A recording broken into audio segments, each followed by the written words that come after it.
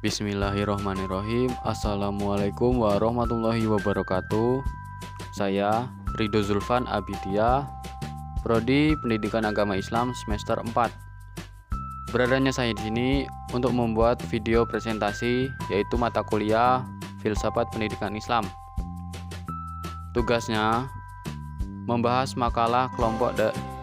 makalah dari kelompok 7, yaitu judulnya Hakikat Evaluasi dan Pengembangan dalam Perspektif Islam.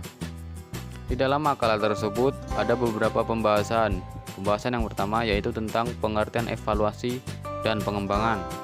Materi yang kedua, tujuan evaluasi dan pengembangan pendidikan Islam. Materi yang ketiga, syarat-syarat dan prinsip-prinsip evaluasi pendidikan Islam. Baiklah, langsung saja memasuki pembahasan yang pertama, yaitu tentang pengertian evaluasi dan pengembangan. Pengertian evaluasi menurut bahasa, kata evaluasi berasal dari bahasa Inggris, yaitu evaluation, yang berarti penilaian atau penafsiran.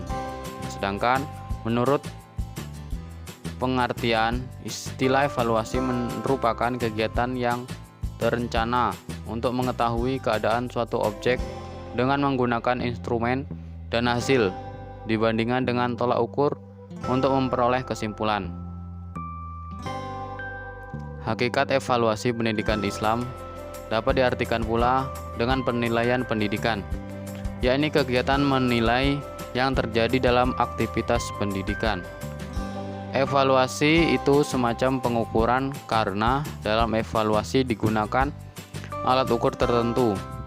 Evaluasi digunakan mengetahui keberhasilan anak didik dalam mengikuti mata pelajaran tertentu, baik sifatnya teoritis, metodologis, materi, maupun substansinya. Yang dievaluasi 3 ranah dalam tujuan pendidikan, yakni evaluasi pada ranah kognitif, efektif, dan psikomotorik. Yang kedua, pengertian pengembangan. Pengembangan dalam arti yang sangat sederhana adalah suatu proses atau cara pembuatan. Sedangkan menurut Dr. Andes Iskandar Wiryokusumo, MSc, pengembangan adalah upaya pendidikan baik formal maupun non-formal yang dilaksanakan secara sadar, berencana, terarah, teratur, dan bertanggung jawab dalam rangka memperkenalkan, menumbuhkan, membimbing, dan mengembangkan suatu dasar kepribadian yang seimbang, utuh, dan selaras, pengetahuan dan keterampilan sesuai dengan bakat, keinginan, serta kemampuannya sebagai bekal untuk selanjutnya atas praksa sendiri, penambah, peningkatan, dan mengembangkan dirinya, sesama maupun lingkungan ke arah tercapainya martabat, mutu, dan kemampuan manusiawi dan pribadi yang terjadi. Pembahasan yang kedua yaitu tujuan evaluasi dan pengembangan pendidikan Islam. Yang pertama ada tujuan evaluasi.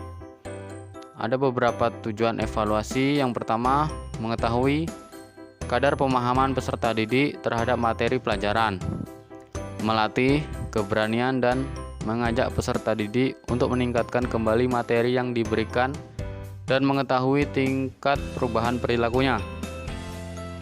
Tujuan yang kedua, mengetahui siapa di antara peserta didik yang cerdas dan yang lemah, sehingga yang lemah diberi perhatian khusus agar ia dapat mengejar kekurangannya.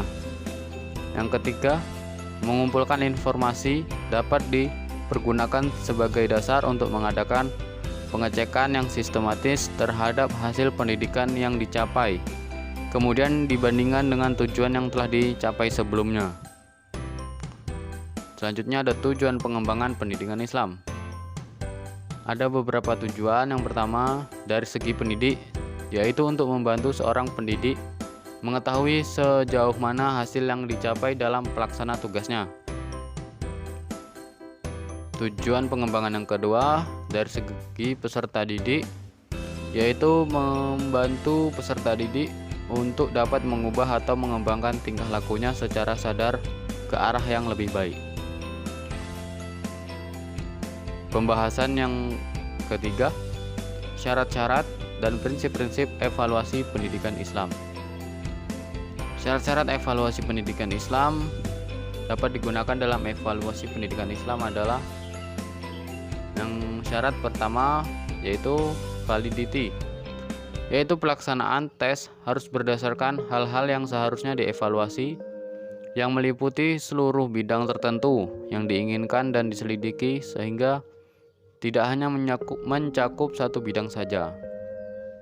Syarat yang kedua, reliable, yaitu tes tersebut dapat dipercayai yakni memberikan ketelitian dan keterampilan tentang kesanggupan anak didik sesungguhnya.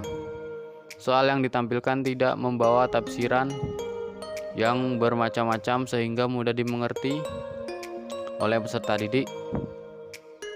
Syarat yang ketiga yaitu efisiensi, yaitu tes yang dilakukan merupakan tes yang sangat mudah administrasinya, penilaian dan interpretasinya atau penafsirannya. Syarat yang terakhir, ta'abudiyah dan ikhlas, yaitu evaluasi yang dilakukan dengan penuh ketulusan dan pengabdian kepada Allah Subhanahu wa taala. Selanjutnya, prinsip-prinsip evaluasi pendidikan Islam. Prinsip evaluasi pendidikan Islam harus mengacu kepada tujuan. Agar apa? Agar mencapai sasaran yang diharapkan. Prinsip-prinsip dari evaluasi tersebut adalah prinsip kesinambungan, prinsip menyeluruh, prinsip objektif, dan prinsip sistematis. Dari materi atau pembahasan yang di atas, saya menyimpulkan bahwa evaluasi pada hakikatnya adalah upaya untuk mencari informasi apakah proses, tujuan, kebijakan, dan kondisi yang diinginkan telah dicapai. Guna mengetahui, perlu ditentukan apa sesungguhnya sasaran yang dievaluasi beserta domain, dimensi, serta indikator-indikator. Lalu bagaimana teknik yang valid dan reliable untuk bisa digunakan menggali informasi. Mungkin itulah kesimpulannya. Alhamdulillah selesai sudah pembahasan ini. Mungkin banyak sekali kekurangannya. Dan saya akhiri, wallahul muwaffiq ila aqwamit thoriq. Wassalamualaikum warahmatullahi wabarakatuh.